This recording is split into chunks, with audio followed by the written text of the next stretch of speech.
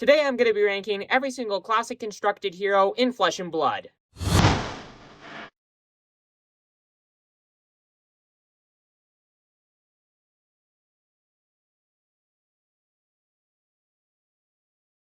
Hello and welcome to the table, and I'm going to start things off going from Welcome to Rathe to Part the Mistveil, the latest Flesh and Blood set. And the first hero that I'm going to be talking about from Welcome to Rathe is none other than Dorinthia Ironsawn. And yeah, I put her there, A tier. She deserves A tier. She is a really solid hero. She's got some of the, sorry if you're hearing noises in the background, I'm recording outside. But Dorinthia Ironsawn has some of the best equipment in the entire game. She's got an absolute fridge of an equipment suite. And her equipment is just really solid. Her cards are really solid. Now that Zen's a little bit weaker, with the Bonds of Ancestries being pretty much banned for the most part, besides the Reds, I think Dorinthia Ironsawn is in a way better place. Her weapons are really good. She was one of the best decks in the previous meta before Part the Mistveil, and I still think she's super solid. Hatchet Story is really good. Dawnblade Dory is really good. Her attack reactions are just really solid, and she's just a really overall solid hero, and she definitely deserves this place at A tier. But then getting into the next hero, I got Rhyner Reckless Rampage at C tier. The thing with Rhyner is he's good, don't get me wrong, but decks in this current meta that require you to pitch a lot of resources or just require you to have a lot of resources, unless you're Kyo, basically, it's really hard to beat certain decks, such as Kano, such as New, just being really disruptive, or really crazy decks that you just have to, commit a lot of resources to in order to make sure that you don't die. Zen as well, but Rhyner, he's good. His cards are good, his equipment's really good, he's got an absolute fridge of an equipment suite like Dorinthia, but overall, there are just better brutes out there, and he just folds really hard to some of the better decks in the game right now. But then there's Bravo Showstopper behind Rhyner, in C tier. The thing with Bravo is very similar to Rhyner. He has to commit a lot of resources into swinging his big attackers. There are better Guardians in the game that you can play right now, such as Victor, and he just folds really hard to some of the higher decks up there right now, such as Zen. Katsu's really good into Bravo right now. A lot of the top decks are really good into Bravo. He just needs too many resources in order to swing with his big attackers and the stuff that really makes Bravo the showstopper.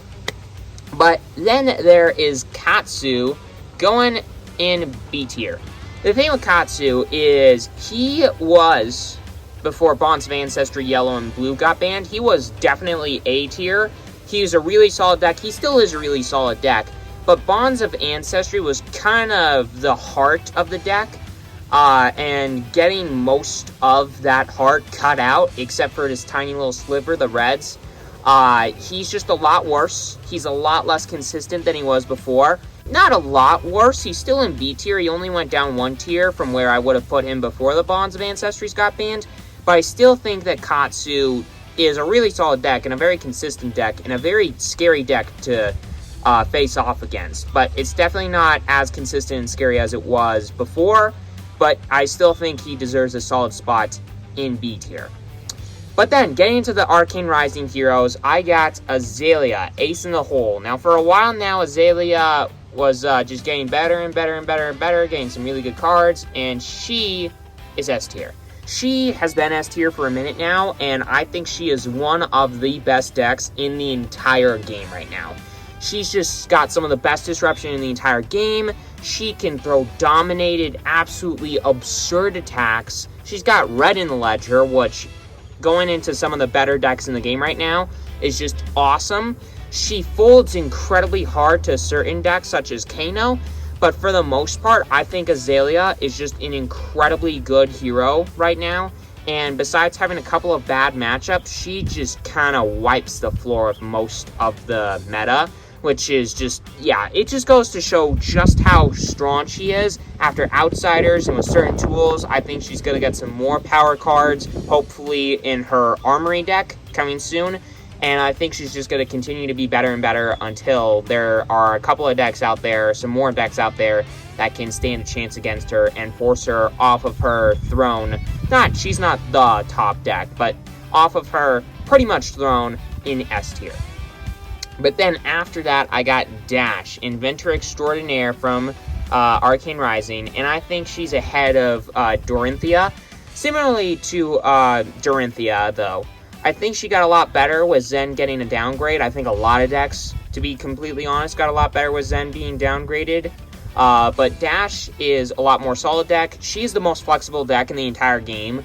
So that automatically is going to give her a ton of points. I don't think she deserves to be any lower than B tier on any lists. For the most part, this is my opinion. But this is, I am taking some of what I know from the competitive side of things in Flesh and Blood, and I am applying it to this list. And I do think that Dash, with her flexibility, and with some really powerful Mechanologist cards that she has access to, she is still a deck and a force to be reckoned with. And due to her flexibility, you can sideboard all you want, and you can never guess exactly what she's going to do, because there's just so many ways to build her. She is such a scary deck, and I think with Zen getting downgraded, she just got a lot better. She's not S tier by any means, but she's still a very, very, very solid deck into this new meta that's been created by the Zen bans. But then, getting past that, I got Kano. And Kano, similarly to Dash, is ahead of Dorinthia and ahead of Dash as well. Kano is an incredibly good deck right now. I think he's the most consistent he's ever been. He's a glass cannon deck still. He still has to pull the right cards in order to do his crazy combos and kill people. But it is a lot more consistent than it's ever been, thanks to a couple of expansion slot cards, mainly one. But this deck is just absurd right now. It's really, really, really powerful, and it's scary. A lot of the decks in the game right now that are slower just can't really beat Kano. Unless they got a ton of resources that they can pitch away, which there are decks out there that do that, they stand very, very little chance against him and the power that he has. And he's just super scary and very, very, very hard to deal with unless you're a deck that can just rush him down quicker than he can put his combo pieces together and kill you. But getting past that, I do have one more hero from Arcane Rising.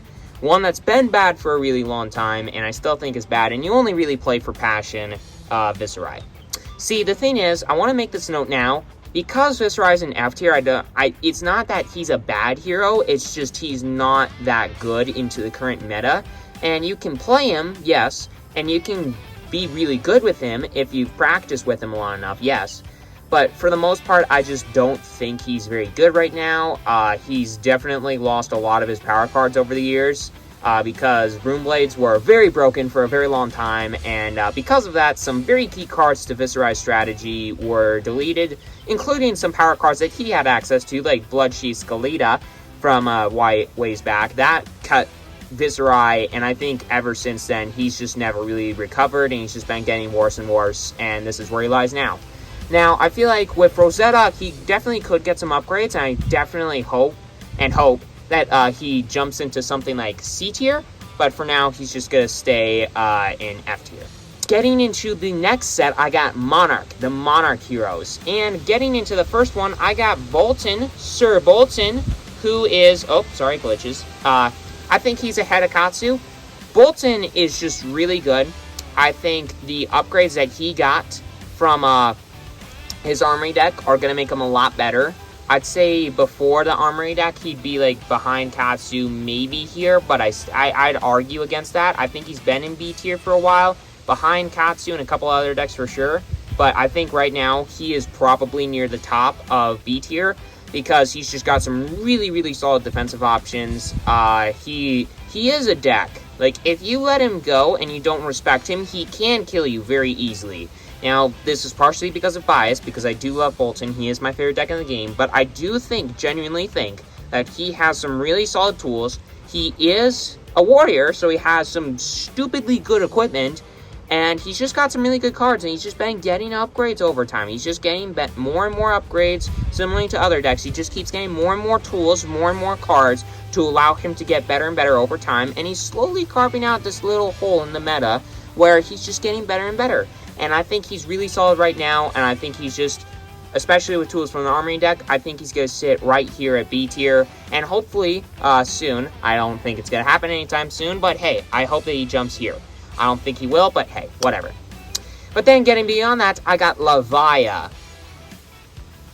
She is ahead of Rhyner. She is the second best brute in the game right now, easily. She's just gotten so much support lately. I think Dusk Till Dawn with her Demi Hero gave her a ton of very well needed upgrades. Expansion slot cards. One in particular, I can't remember the name of it off the top of my head. I'll put an image up of it if I can't remember it. But still, that card in combination with some Dusk Till Dawn upgrades, I think Levia is a solid hero. She is a really hard deck to play, but if you know how to play her right, like a certain Ethan Vansant, you will lose. And she is a hard deck to kill. She's a hard deck to beat if you do not play correctly against her.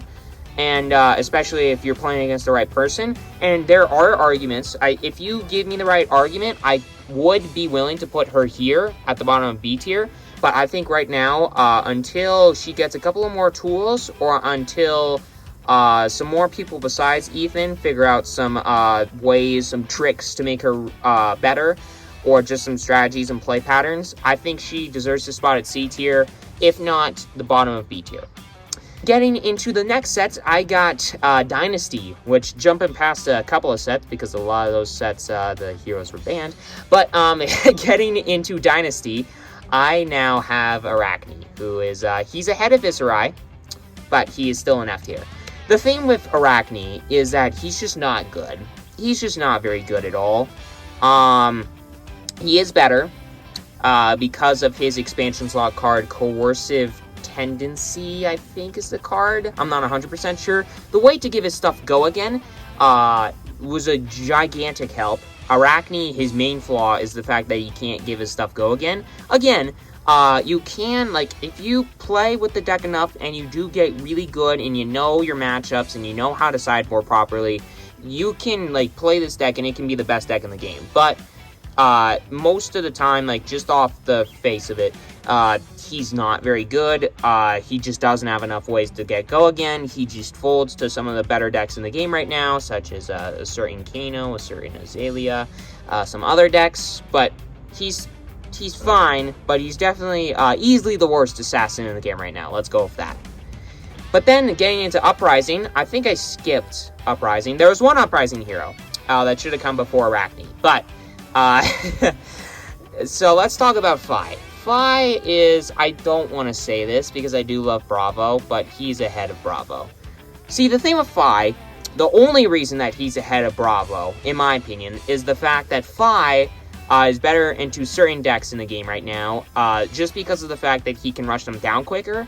His main downside, and the main reason, because Fi was a really, really good deck for a while. I mean, he used to be an A tier and S tier, but I think now he's just so much worse, thanks to decks like Kano, for example, basically forcing you to say, hey, strip some cards from your hand. But with Fi, you can't really take too many cards out of Fi's hand before he just kind of folds.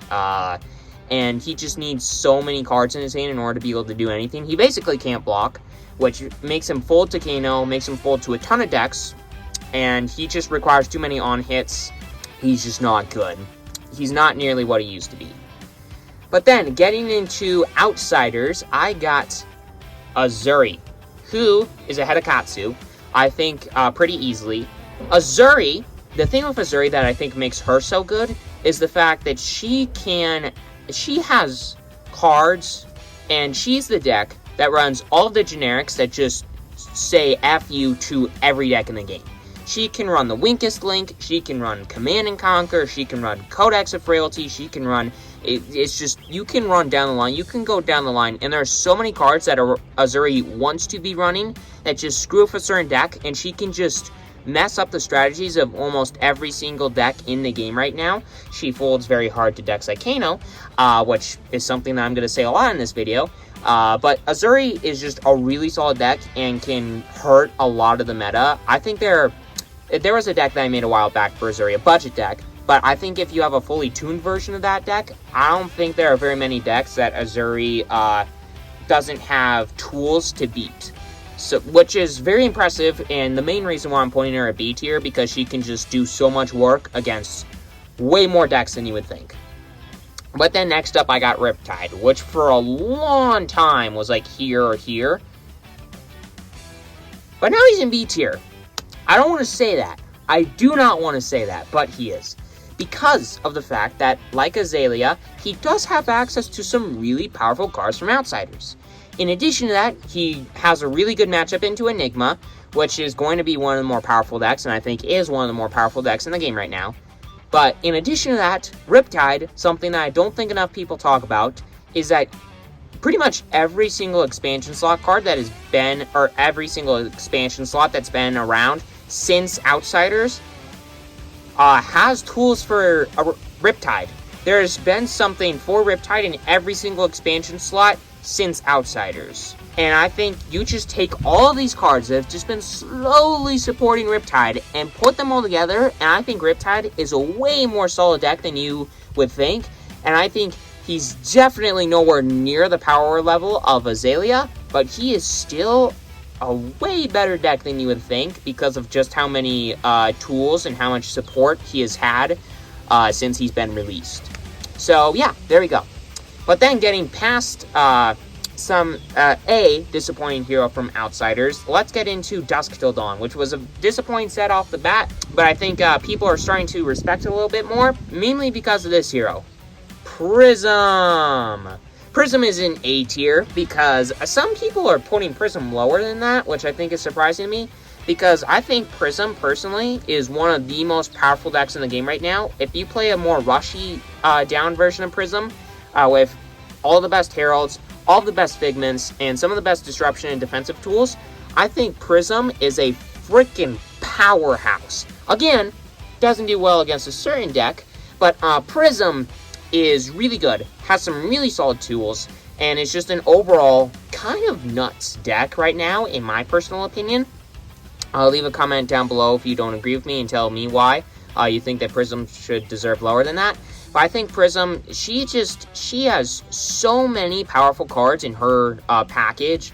I mean, the original Prism, just because of Luminaris, she was one of the best decks ever, but she still had some of the best cards and some of the best interactive and some of the best power cards in the game. And Prism, the new Prism, has access to those cards. And I don't think that that should be underestimated. And because of that, I think that this deck, though for a while people didn't respect, I think a lot more people are starting to respect. And I think she's proving just how stupid she is. But getting beyond that, I got another hero. The first one in D tier, Vincet. Vincet, I thought, for a while was in here, and behind these two. But she's here now, for one reason. Enigma. She is really solid into Enigma. And Enigma can still beat her, but I think she's solid into Enigma. And she does have some tools. She has gotten support through the expansion slots. But overall, she is just a very bad deck, and she is the best rune play deck in the game right now, which is hilarious to say. But Vincet still sucks. She still sucks. So, yeah. Then getting into the next set, I got Bright Lights, which all three of the heroes in Bright Lights I don't think are very good, unfortunately. And yeah, it was the worst set in the game, and I think the heroes are fine, but I just don't, you got the original Dash. This deck is awesome. These three decks suck in comparison. So, let's get into Dash.io, who is in front of Vincet, at least, but I still don't think she's very good. She can just get screwed over so much because she's got to run so many items in her deck. I mean, obviously it's not like half of her deck or whatever, but it's a ton of items, ton of no blocks. She has a lower life total than a lot of decks out there, than most of the decks out there. And I just think that just combining some of those factors together, she's just not very good. And she can just get screwed over by just drawing a bad hand way too often. And she's just not a good deck. She's just not a good deck. I mean, she's fine. When she goes off, when Dash.io works, she works really well. But when that doesn't happen, she's fine. but she's not great by any means. So, yeah, I think that she deserves this place at D tier. Then getting past that, I got Max, who is behind Dash. See, the thing with Max is he has Supercell, which makes him more powerful. I'm not exactly sure how much more powerful yet, because I haven't really seen Max in action since Supercell got released.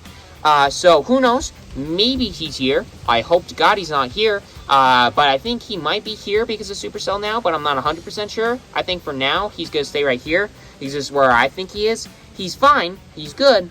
But, again, he's a worse Dash, who is a really good deck. She's super flexible. Why play this when you could play this? That's the thing. That's the unfortunate thing about most of these mech decks right now, is there's just better options, and they're fine, but they have some very, very bad matchups, and they have some very bad qualities that just make them worse decks. And, yeah, I think Max just requires a bit too much setup and a little bit too much luck in order to be able to do the Nitro Mechanoid thing. With Supercell, it makes it more consistent, yes, but I just don't think it's probably going to make it good enough to where he deserves a much higher place than D tier. Again, maybe C tier, but I don't think so. So, yeah. Then, getting past that, I got the worst deck in the game, a Teklevossen. This deck sucks. This is the worst deck in the entire game right now. I think easily. This is the definition of too much setup in Flesh and Blood.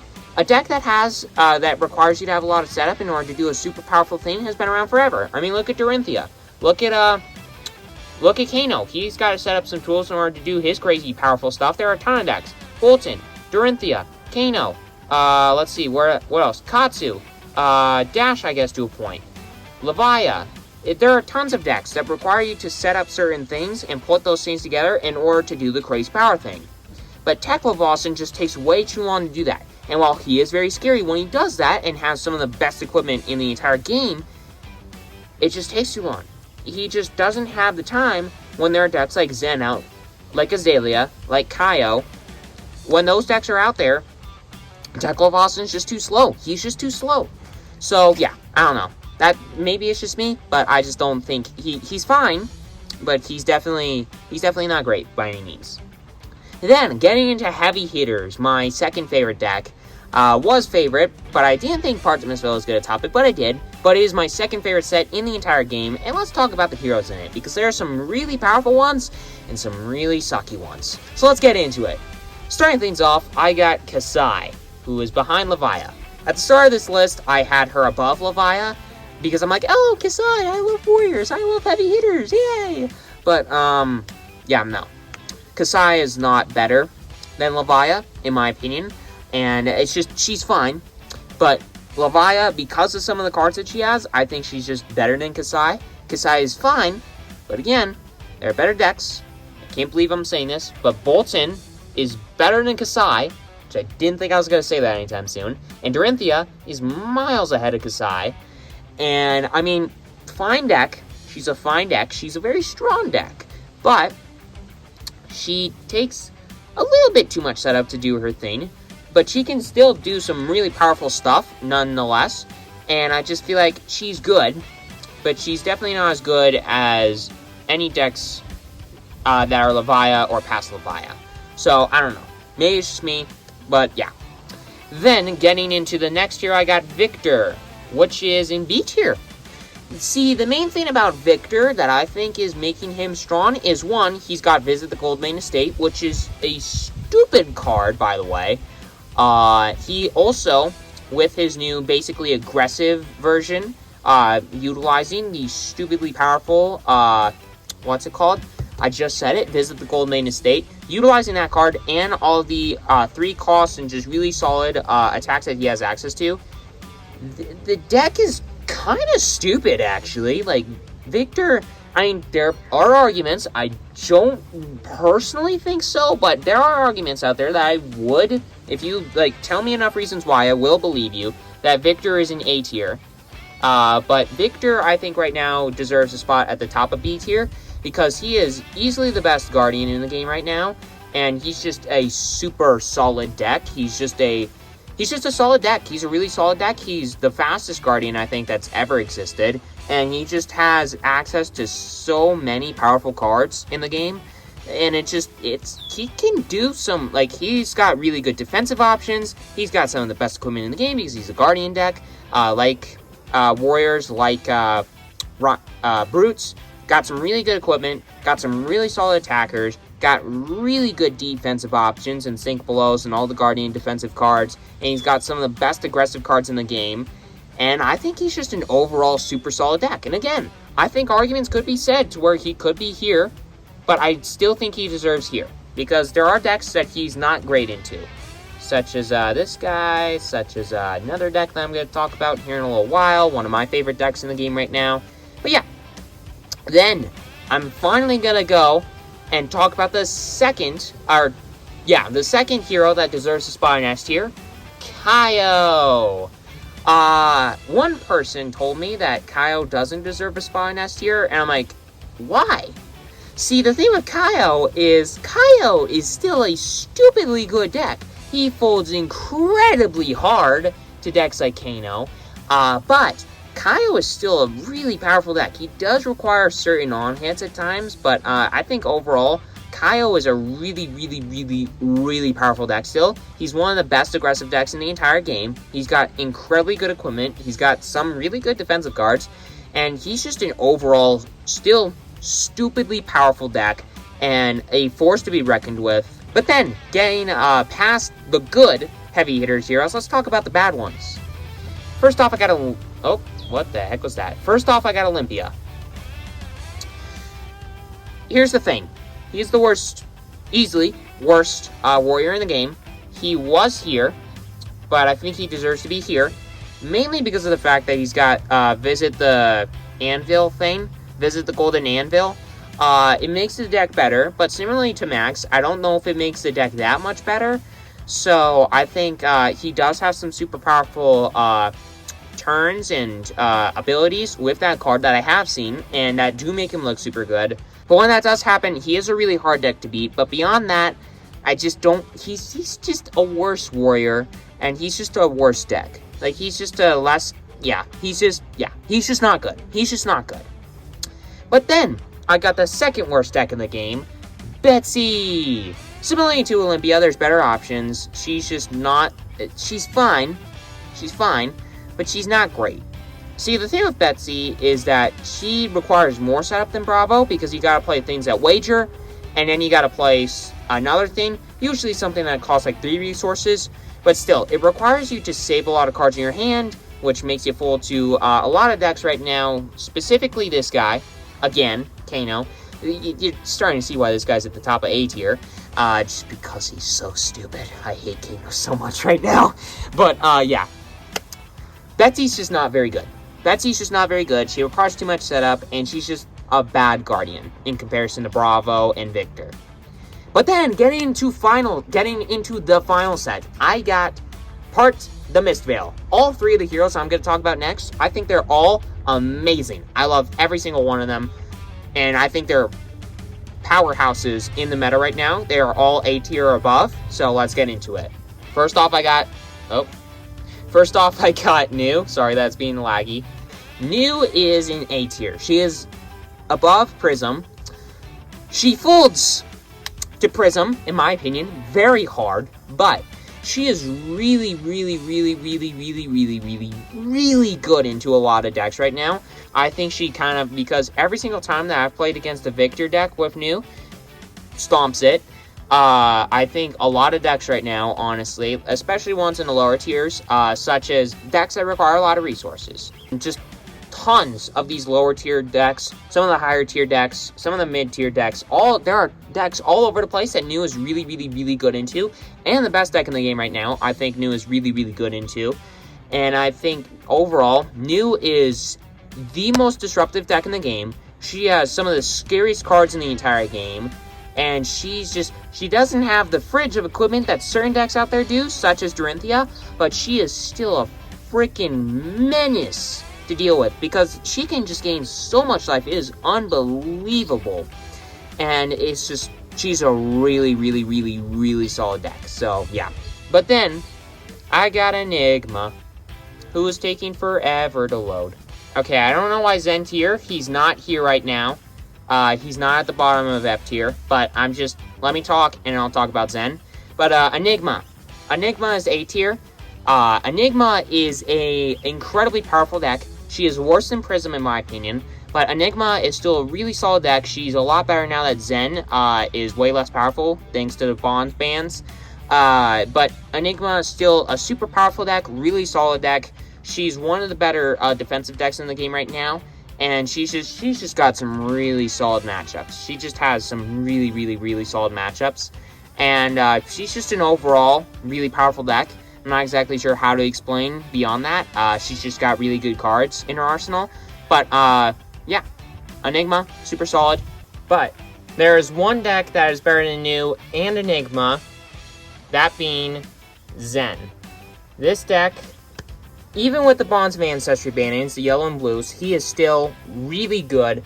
He is, with those cards, with the yellow and blue Bonds of Ancestries, he was very easily the best deck in the game. But even without those, I still think he's the best deck in the game because he has really consistently powerful turns. Like, he's got some of the best consistent power turns in the entire game. He pretty much always is going to send like 13, 14 damage a turn. He doesn't block that much, so he does fold to certain decks in the game right now. But I think overall, Zen is an incredibly solid deck. He is a very powerful deck. And even with the Bonds bans, he is still a force to be reckoned with and way stronger than you would give him credit, or a lot of people give him credit for. But yeah, this deck's awesome. All the parts of this Veil of Heroes I think are really good right now, especially Zen, even with the bannings. But if you agree with this list, leave a comment down below and tell me, give me a thumbs up. I don't really care. If you don't agree, just leave a comment down below and tell me where you would put your stuff. You know what? Hey everybody, leave a comment down below and give me your tier list of how you would rank all of the Flesh and Blood currently legal classic constructed heroes from worst to best. Leave a comment down below, tell me why, or tell me your thoughts. And yeah, with all outside, make sure to hit that subscribe button, hit that like button. It's completely free, you won't regret it. I hope that you enjoyed this video. I hope you enjoyed Part of the Mistville. I hope you're all enjoying Flesh and Blood, and have a great rest of your day.